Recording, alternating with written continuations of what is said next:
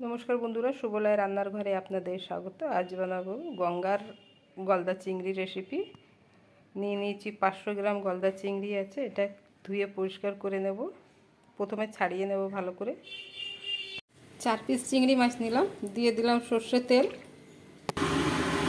ভেজে নেব চিংড়ি মাছ।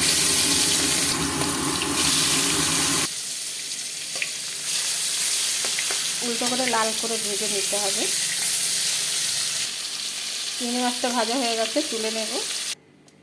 ফোড়নে দেবো গরম মশলা, একটা এলাচ, 2টো দালচিনি, দিয়ে দিলাম কেটে রাখা পেঁয়াজ, দিয়ে দিলাম চিড়ে রাখা কাঁচা লঙ্কা, দেবো স্বাদ মতো লবণ। পেঁয়াজ ভাজা হয়ে গেছে, দিলাম হাফ টমেটো, দিলাম হাফ চামচ আদা রসুন বাটা, দিয়ে দিলাম হলুদ গুঁড়ো আর জিরে গুঁড়ো, দেবো অল্প জল। মশলা কষানো হয়ে গেছে, দেবো অল্প জল, দিয়ে দেবো ভেজে রাখা চিংড়ি মাছ। আমার চিংড়ি মাছের রেসিপিটা হয়ে গেছে বন্ধুরা। যদি আপনাদের আমার এই ভিডিওটা ভালো লেগে থাকে তাহলে লাইক, কমেন্ট, সাবস্ক্রাইব অবশ্যই করবেন। ধন্যবাদ।